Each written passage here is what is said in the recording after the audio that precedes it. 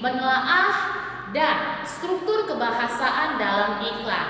Oke, nah tunggu sesaat lagi pembahasannya. Baik anak-anak, apa kabar semuanya? Saya berharap kalian tetap dalam keadaan sehat-sehat semuanya ya. Ya, karena kita akan melanjutkan pelajaran kita masih dalam bab 2, masih tentang iklan sarana komunikasi ya, masih tentang iklan sarana komunikasi yang berjudul menelaah struktur kebahasaan iklan. Oke, yang menelaah struktur kebahasaan iklan. Baik, kita bahas satu persatu. Dalam menelaah struktur kebahasaan iklan, kita menggunakan media dalam menampilkan iklan, slogan, atau poster yang berbeda-beda, tetapi memiliki satu tujuan, yaitu menarik perhatian atau attention. Ya, jadi media itu adalah alat atau barang atau bahan yang digunakan untuk bisa menyampaikan informasi melalui iklan, slogan, atau poster, tetapi berbeda-beda. Kalau iklan biasanya dipakai medianya majalah, surat kabar, televisi, internet, dan lain sebagainya. Sementara slogan biasanya, slogan dan poster berbeda-beda. Ya, berbeda-beda dengan iklan. Slogan dan poster hampir sama dia pemakaian medianya. Biasanya selalu ditampilkan, kalau misalnya slogan ditampilkan di suatu perusahaan, sekolah, atau di tempat instansi yang lain. Ya, sementara poster dipakai medianya di tempat jalan-jalan raya atau tempat yang namanya baliho. Baliho itu misalnya dipajang di jalan raya yang berbentuk besar ya, dipajang dalam bentuk poster, dalam bentuk ya televisi atau tampilan layar. Itu maksudnya. Ya, jadi tujuannya itu harus menarik. Supaya apa? Supaya orang mau membaca, mau melihat, atau mau memahami, atau mau memahami segala sesuatunya melalui iklan, poster, dan slogan. Ya. Nah, di sini ada beberapa pola-pola penyajian dalam bentuk iklan ya, penyajian iklan. Yang pertama, nah itu yang saya katakan tadi. Dalam penyajian secara lisan, iklan dapat disimak melalui radio, televisi, dan internet. Ya, melalui radio, televisi, dan internet. Iklan gabungan teks lisan, teks tertulis, dan gerak. Ya, iklan adalah gabungan dari teks lisan, teks tertulis, dan gerak. Ya, dan biasanya iklan ini biasanya dipromosikan melalui artis. Ya, oke. Nah, selanjutnya ciri-ciri bentuk iklan dalam penyajiannya yaitu yang pertama, oke, iklan media cetak mengandalkan desain grafis seperti warna dan bentuk huruf, tata letak, dan gambar. Ya, warna, bentuk huruf, tata letak, dan gambar. Supaya apa? Supaya si konsumen itu siapa? Kita sendiri dapat menarik atau dapat tertarik dengan apa yang dijual oleh iklan tersebut. Ya, ini dalam media cetak. Ya, jadi hurufnya harus bagus, tata letaknya harus keren, ya. Kemudian gambarnya pun harus menarik, begitu. Nah, selanjutnya disajikan dalam bentuk baris dan kolom, ya. Disajikan dalam bentuk baris dan kolom. Di sini sudah ada saya kasih iklan baris bagaimana, ya. Iklan baris bagaimana dan iklan kolom bagaimana. Oke, coba kalian perhatikan. Ini dia iklan baris, nah ini dia iklan kolom, ya. Bisa kalian lihat sendiri apa perbedaannya. Oke, iklan baris biasanya pengertian yang lebih mudah atau lebih gampangnya adalah iklan yang berbaris-baris yang hanya menggunakan beberapa kata dan menggunakan beberapa kata yang dipersingkat, karena biasanya untuk membuat iklan baris ini harganya mahal, dihitung pasti per kata. Sementara kalau iklan kolom biasanya terdapat dalam kolom surat kabar, majalah, dan lain-lain. Oke, nah selanjutnya Iklan media elektronik biasanya kalau misalnya di radio mengandalkan efek suara, bahasa yang baik, musik maupun bunyi-bunyian.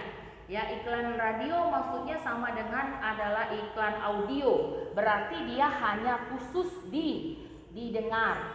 Ya, dia hanya khusus didengar. Jadi dia hanya mengandalkan yang namanya efek suara, efek bahasa yang baik, musik maupun bunyi-bunyian. Oke? Nah, itu dia. Nah, selanjutnya sementara kalau iklan melalui televisi ya mengandung suara, gambar dan gerak. Berarti mengandung suara, gambar dan gerak. Disinilah dibutuhkan yang namanya artis tersebut. Ya, gambar siapa yang tidak hanya gambar produknya. Ya, tidak hanya gambar produknya yang ditonjolkan di sini, tetapi gambar si artisnya juga. Oke? Nah, selanjutnya iklan film tersaji dalam judul film, muncul sebelum film diputar. Kalau zaman sekarang sih saya lihat kalau dalam sinetron biasanya pemain sinetron itulah yang membuat iklan tersebut atau memasarkan iklan tersebut secara langsung, baik mereka dalam berperan di televisi atau dalam berperan mereka dalam cerita tersebut. Oke? Nah, selanjutnya ya, ini dia struktur iklan.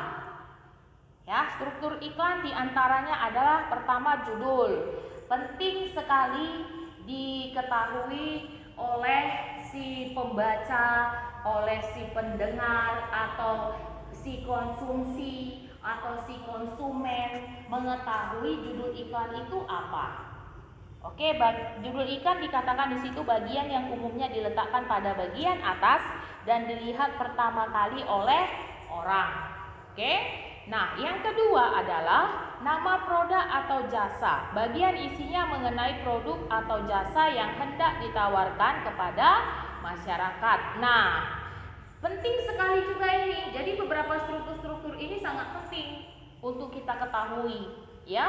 Karena bagian isinya yang judul pertama adalah untuk memberitahukan kepada istilahnya kesan pertama. Ya, kesan pertama apa sih produknya? Nah, itu fungsi judul. Kalau kesan yang kedua, oh ini produknya, kira-kira untuk apa ya? Nah, itu dia maksudnya.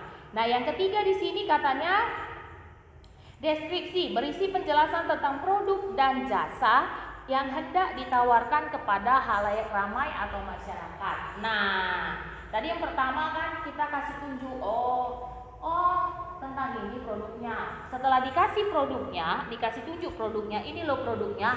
Oh, fungsinya apa ya produk tersebut? Nah, setelah dia sudah tahu judulnya apa, kemudian nama produknya apa, nah barulah mereka ingin tahu ya fungsinya atau kualitasnya atau mutu produk tersebut apa, kegunaannya apa. Ya, paham ya nak ya? Nah, setelah itu kita masuk ke dalam kaidah kebahasaan teks iklan. Ya, tidak hanya teks iklan yang kita bahas di sini ya nak, tetapi slogan dan poster juga. Nah, pertama dia menggunakan slogan. Ya, kalimat slogan harus kreatif dan juga tidak ketinggalan zaman agar masyarakat semakin mudah mengingatnya. Slogan itu biasanya berisi kalimat-kalimat yang membangun siapapun yang mau membacanya. Ketika pun kita putus asa, ketika kita membaca slogan tersebut, kita bisa semakin bangkit dan semakin semangat. Jadi itu maksudnya adalah kreatif. Kreatif dalam hal memilih kata-katanya dalam slogan tersebut. Karena slogan biasanya terdiri dari satu kalimat yang memiliki, dalam kalimat tersebut memiliki kata-kata yang sangat kreatif, sangat inovatif, dan sangat membangun siapapun yang membaca slogan tersebut. Paham ya nak? Nah, selanjutnya kalimat persuasif, kalimat yang memiliki unsur membujuk dan meyakinkan pembaca agar melaksanakan atau menerima gagasan penulis terhadap suatu hal. Nah, persuasif, kita di sini menggunakan kalimat persuasif, maksudnya adalah kalimat yang bisa membuat orang bisa tertarik terhadap produk, terhadap jasa yang mau kita tawarkan. Saya ulangi, kalimat yang persuasif adalah kalimat membujuk yang kita gunakan untuk bisa menarik menarik si konsumen, menarik si konsumsi, menarik orang-orang yang membaca atau ingin membeli produk tersebut menjadi tertarik mereka. Oh iya ya, menjadi ingin tahu, menjadi penasaran dengan kalimat-kalimat yang kita gunakan tersebut.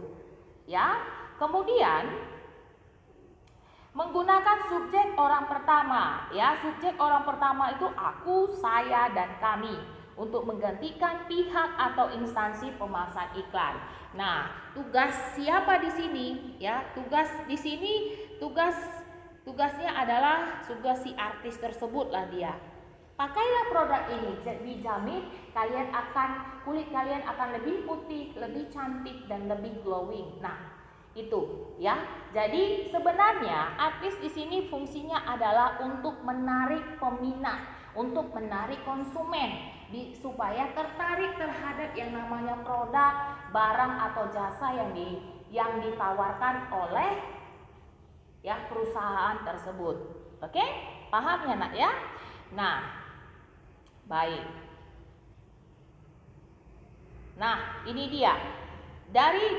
Di sini ada satu contoh ya, contoh untuk kalian. Ya, contoh untuk kalian. Di sini judulnya. Nah, ini judulnya. Oke, ini judulnya. Ini nama produknya, kemudian ini deskripsinya.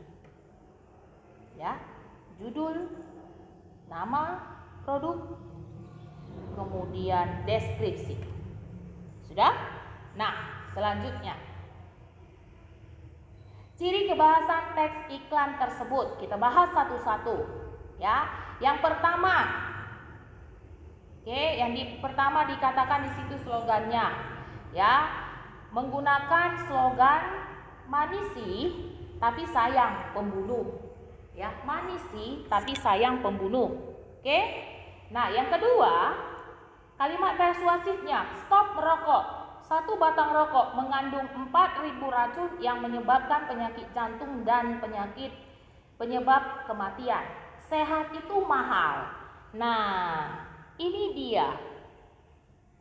Ya, kalimat persuasifnya ini. Stop merokok. Ya, sehat itu mahal. Ya, jadi dia dijelaskan di situ maksudnya. Tahu nggak sih kalau sehat itu mahal? Nah, itu maksudnya. Oke?